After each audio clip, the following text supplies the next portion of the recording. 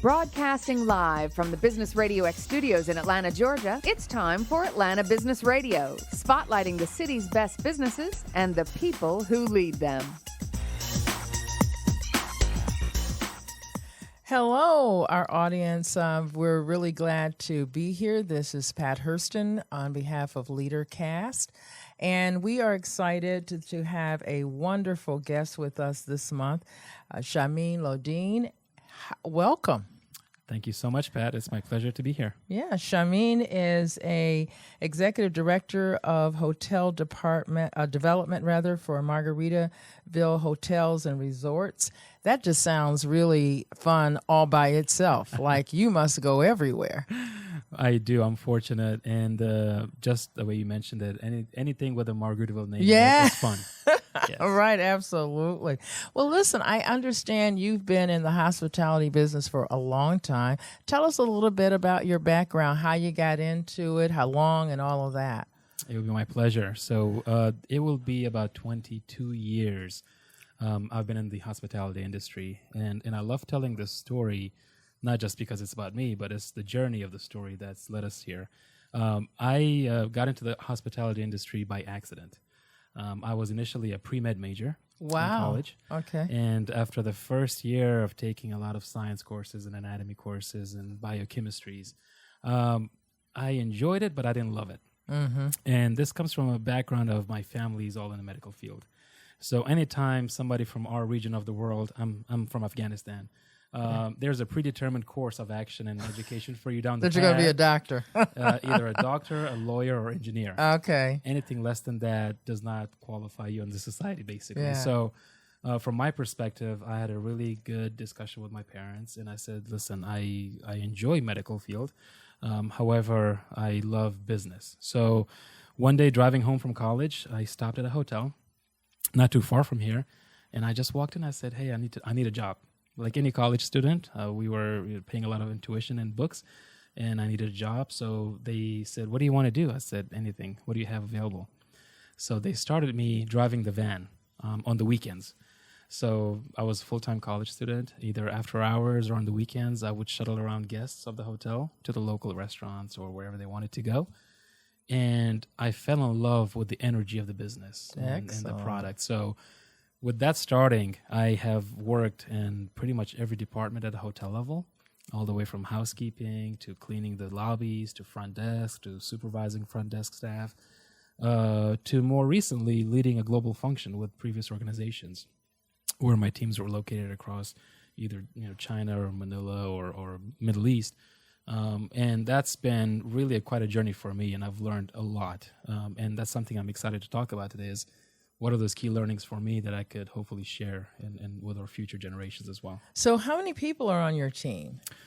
Right now, no. It's just in development. It's myself and a few other colleagues. Okay. Because we are starting out our organization. The company, Margaritaville, has been in business for quite some time. Uh-huh. As you all may have figured out, it's Jimmy Buffett is the founder of Margaritaville Holdings. And it transcends generations. The organization is a lifestyle brand, which not only is in the hotel business, and it's in the lodging business, which has homes and condos and cottages. But also from a lifestyle perspective, there's apparel, there's attire, there's drinks and beverages and food with the name Margaritaville and the branding associated with it, and restaurants as well.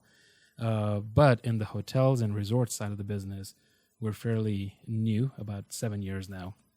So we're trying to expand that organization of the hotel side and the resort side, but also grow our footprint, not only in the States, but international, specifically the Caribbean region and Latin America region. Excellent. Yeah. Okay. So along your journey, you have had an opportunity to do a lot of development of people.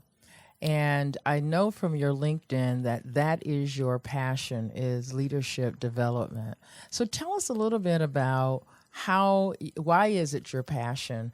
And what have you been able to, first of all, learn about yourself and how you have helped other people? And then just in general, why is it so much of your passion? So we love talking about ourselves, right? Especially us people in sales. I myself, my journey is quite unique. In the development arena, I feel like I was a bit late in the coaching and mentoring journey of my life. So as I was going through college and universities and working along the way, I really didn't have a lot of mentors and coaches. And but I relied a lot on friends and family for guidance. And it was until several years ago where I really started focusing on my own development and leadership capabilities, because I was in a function that required me to do so, first of all. But with that accelerated pressure and learning, I fell in love with coaching and mentoring and developing people. So it was kind of a full circle for me, where I had to learn myself how to develop and coach myself first. And then the best part of that was teaching it to others. So from a fulfilling perspective, it was very interesting and exciting for me to enrich other people's lives and help them develop their own skills, or help identify their skills that they may not have known they had. To me, that was the biggest coaching opportunity for me, is how to develop that and pull it out from individuals and colleagues and peers, but more importantly also for myself. So since then, one of my biggest missions in personal and professional life is, how do I help others through the knowledge or skills that I may have? And that aligns with coaching and mentoring of others as well. So with that, my passion lies in the fact that I need to pay it forward. I need to help our growing generation of leaders. We owe it to them, truthfully, because at times I will hopefully retire at some point. But for our kids and our grandkids and our younger generations, as they grow up into the workforce, it's an ever-evolving landscape in the business arena these days. Mm-hmm. So we need to really arm our future generations with how to really be deliberate, intentional, but also agile in a way where they need to really know the landscape of the business and where to go next and develop themselves, and then help their teams along the way as well. Exactly. And one of the biggest key learnings for myself was the art of networking. And I know that's a big topic in any industry these days, but there really is a recipe, in my opinion, on how to network better. Anyone, they say they can network, and that's fine. But I could have a healthy debate with some of the best networkers out there on what is the recipe for a great networking session to happen. And then how do you take that forward? Exactly, right? Mm-hmm. Exactly. A lot of people, you mentioned LinkedIn, for example. A lot of people have 500 plus friends on LinkedIn. And so sometimes I ask my friends and colleagues, I said, out of those 500, when was the last time you reconnected with someone and had a genuine, fruitful conversation of value? The response I get is really astounding. It's, we just either text once a year or something like that. So we're all guilty of it. I myself am guilty of that. But one of the things I teach and coach and excessively talk about with my colleagues and peers is be very, very intentional and consistent about networking. But second to that, connect people within the network with other organizations or other friends of yours. That's the biggest and most important way, in my opinion, whether in business or personal, is to expand your own circle of influence in a way, which is leadership, in my opinion, but also helping others along the way as well. Absolutely. So just being very intentional about that. Tell me some of the success stories you've had. I know that you've been in the business for over 20 years, and I know that in the just being a customer of the resorts and hotels and that kind of thing, there are, I'm sure, lots of people that you touch along the way. Do you have a couple of success stories with your style and how you have paid it forward with leadership development of others? There are, and the two that I could share, or a few others. I work a lot with colleges and students, so I go back to my alma mater, Georgia State University, and at the School of Hospitality especially. Oh, okay. And I give lectures there on hospitality, on the business, on where we are in the industry these days. And it's really part of my mission to make sure the hospitality students are engaged on the course of graduating from the hospitality school, but also sharing some of the experiences I've had in my life, learning experiences, whether they were good, whether they were not so good, but what did I walk away from those experiences that I could share with the future generation? So to give an example of that, in the previous organizations, I would hire students as interns on our team. And coming out of college, and usually I would see it in their faces and I would feel it for them. They go into a big matrix, large global organization. out of college, it could be overwhelming. Yeah. I know I would be overwhelmed Yeah. also. But part of my role as bringing them on board onto the team as an intern and then helping them coach, mentor, and guide along the way, it's very, very satisfactory for me to see them now having their own teams, having grown and developed into leaders, having their own functions that now they lead globally. Oh, that's got to be So really rewarding. It is really rewarding. Yeah. So as a, say as a parent, my wife and I, we have 3 young children, but on the other side, I also have other kids, right, that I could say, oh my God, it's so rewarding to see them now grow up and have their own families. One of them is getting married this year, but growing into professionals that I admire. And so my conversations with them is totally different than the way we started maybe 6, 5, 10 years ago, where now I'm challenging them of what is your role in this business or any business that you're going to go to. You've got to also pay it forward. You've got to help the society and the community and help enrich other people's lives along the way. So when you, along the journey, you not only have, I'm sure, helped people who were junior to you. How about your peers? That's got to be kind of interesting. How do you do some coaching of your peers? That's got to be, how do you approach that? I'll add one more layer to that, actually. So along the way of coaching my peers, but also at times coaching my seniors and superiors. I didn't want to go there, but yes. We might as well, huh? Yeah. My mentors, some of them are at the C-suite level. And at times, I would have discussions with them. And from the onset of our mentoring and coaching session, we would say, listen, here are the area of the business I want to grow into or learn more about from your experiences. But also, what is my value in this for you? Mm-hmm. And we would kind of highlight some areas that I would help support them on as well. So that would make it a lot easier from the beginning because it was a two-way relationship versus a one-way of a top-down or lateral approach.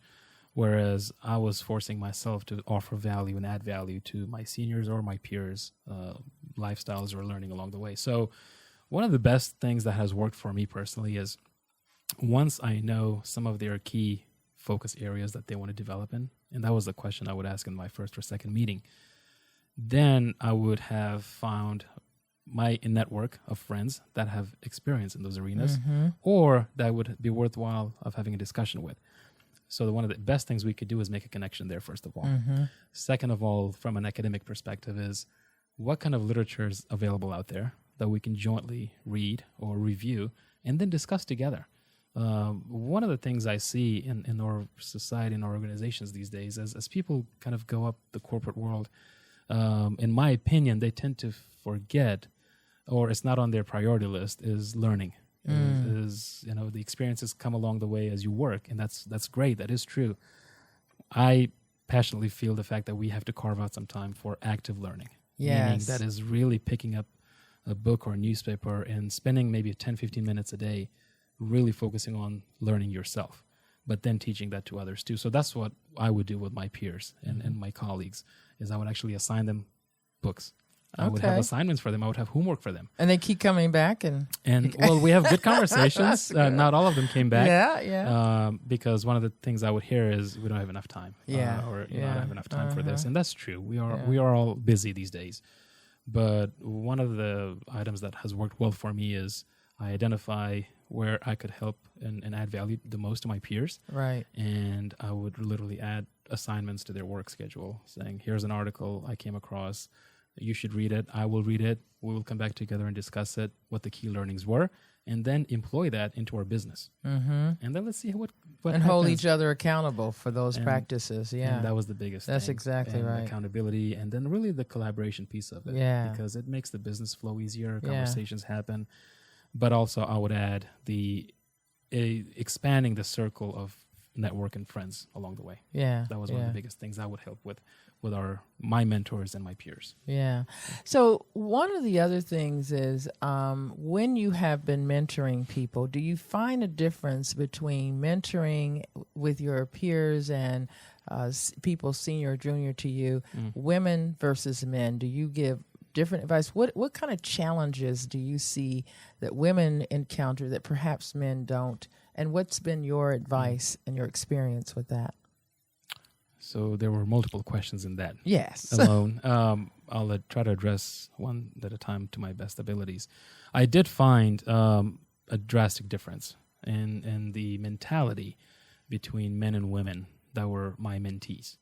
And my approach to that initially, and I had to learn along the way too, because the way I would mentor a male and the way I would mentor a female initially was different, because there was a bit of, and I really don't know how to say this. English is my seventh language, so I try to do my best with words, but there was a bit of passiveness and softness in the approach from the females, the women that I was mentoring.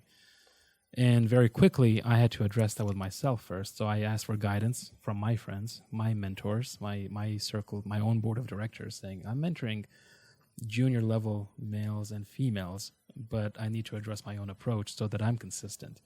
One of the primary differences I found was confidence at the beginning. It was different between men and women. Yes. The women would really use a lot of words like think, I hope, and I should. Not very direct, very passive, where I saw the difference in men as very aggressive. And that happens to this day in professional workplaces as well. And that's why I am passionate about Leadercast along the ways of helping grow the diversity of both men and women in the workforce. But my approach to that was I had to change it to be consistent with my mentees of how I would coach and mentor a male. I would coach and mentor the female the same way. The one key difference I made was I had a heightened awareness of calling out areas to my female mentees quicker when I would hear from them in their tone or in their vocabulary about the passiveness or the insecurity aspect of the business or just their own learning. So I would point out very quickly of, you said that word again that we should not use again in the future in a nice way. But I would also accelerate my own sharing of knowledge with them by science-backed research and articles of why women should develop themselves faster, more aggressive, and more than men, truthfully. So to me, quite exciting has been lately in the media and in the corporations and the business world, we see it where a lot of these big global conglomerate organizations are hiring more women at not only at the C-suite level, but as a CEO or chairwoman at these days. Some automotive companies, some manufacturing companies I've heard of, beverages obviously we've heard of, that are led by female executives. And it's quite inspiring for many reasons. But furthermore to that, for me personally, coming from a male-dominated society in the Middle East and Afghanistan, let's say, for me, one of the biggest focus was how do we equalize that a little bit more? So for me, it was quite a bit of learning internally of, I come from this side kind of a society, but my heart and soul is in somewhere else, equalizing the diversity of business. So I've been really focusing on that and paying attention to that. But ultimately, my coaching has to remain consistent, and my feedback has to remain consistent. But I also don't want it to be a unilateral or unidirectional feedback to my mentees. What I also do is I do an impromptu or informal 360s with them, with my colleagues, with my friends, with my network. Yes. So that I can validate saying, hey, listen, I'm not the only one saying this. Here it is, the feedback from my colleagues and my mentees or my friends. It really helps diffuse the situation and rebuild the confidence further and quicker for them. Yeah, we can go a number of ways, but I'm really interested in how you're able to handle calling out men when you see behaviors that they're treating women differently in leadership. Because that, I mean, man to man, that's got to be perhaps carries more weight. And people are not usually aware that they're doing it. But I wonder if you have had an experience to be able to call that out. I have at times. And quite frankly, for me, it was easier. And I don't know why. I really don't. But for me, it was one of the easiest conversations to have with my male colleagues or peers, to call it out, first of all, in private, of course, but really re-identify what happened, what the situation was, and how I would have handled it. But I didn't want to make it personal, and it's not personal. I would focus more on the situation and the outcome of how it could have been handled differently. Having more and why. sensitivities. Absolutely. Yeah. Absolutely. Because right. at times I was involved with peers, but at times I was involved with some seniors. Yeah. And at the beginning, to be frank, they're not easy. You kind of have to do a gut check of, okay, is this the right move here or not? Right. But then one thing I believe in my life is in this stage of my life too, is having a no regret type of policy and mentality for being myself. Authentic. Yeah. Absolutely. Yeah. And when I did my gut check, myself, I said, okay, it's the right thing I need to do this. Right. I need to say something. I need to stand up. Right. And I did. Yeah. And quite frankly, it was welcomed because it was done in an authentic way. Yeah. It wasn't done in a malicious way, but I had to do the right thing at the time and call it out. Exactly. But truthfully, for me, it's very easy. At times, some of my previous leaders years and years ago had told me in my reviews that I was at times too militant. I was at times too direct and too harsh. So I had to work on both sides of also bringing my sensitive side to the forefront and showing that along the way as well. Right. But for me, it's very easy. Well, tell me how leadership, you've been at Leadercast, you've been involved with Leadercast for many years. I understand that you went to the Women's Leadercast last year, and it was absolutely wonderful. And you're intended to go this year. And you go to Leadercast Live. Tell me how Leadercast has helped you in your professional development along the way. Yes, I've been part of Leadercast for many, many years now, and I've attended the sessions, and I was fortunate to attend as you mentioned, the Leadercast Women last year. I was one of a handful of men in attendance there.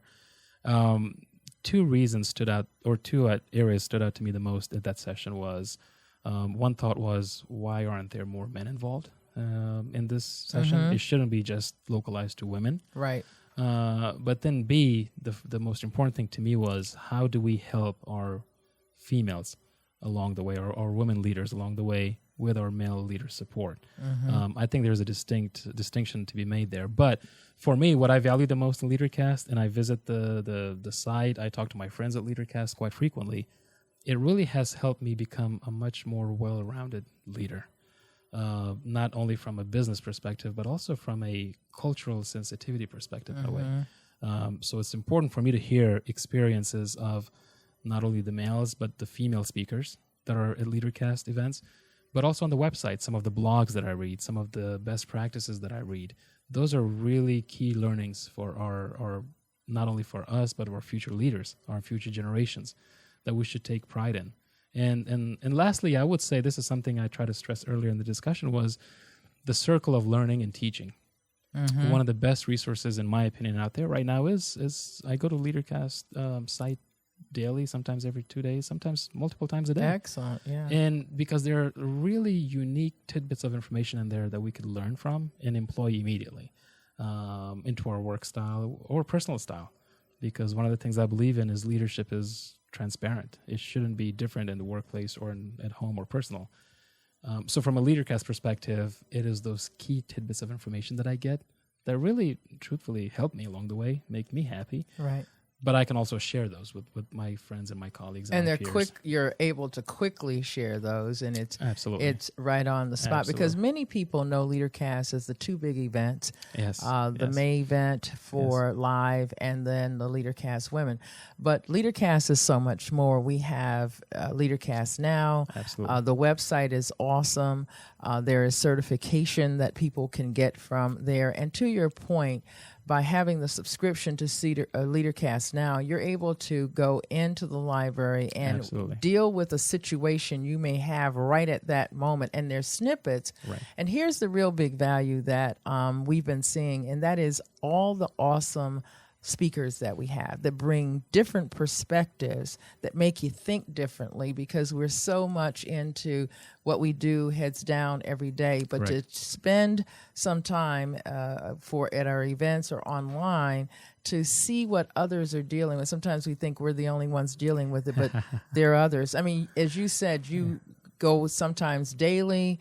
You share that information. Yes. What advice would you give men? Because let me say that our next event, which is Leadercast Women, is going to be on October 18th at the Cobb Energy Center. Mm-hmm. I want all of our audience to go to leadercast.com. You will see how to register. If you are interested in having sponsorship, which I know Margaritaville and a number of other companies are, to bring your team so that people can all understand and become better leaders, because, you know, we want to develop leaders that others are going to want to follow because they're just good people. But what advice, and this year we're going to also have, you might have been a handful of men, we're fixing that because we're looking to get 50 men at least. We expect we're going to get 100, because what we know is important is that men and women need to understand how to work together in this whole business of leadership development if we're going to lead. So what advice would you give the audience about Leadercast and attending our events? Two things that come to mind that I practice myself. One is be a continuous student of yourself, whether that's weekly, whether that's monthly, whether that's daily.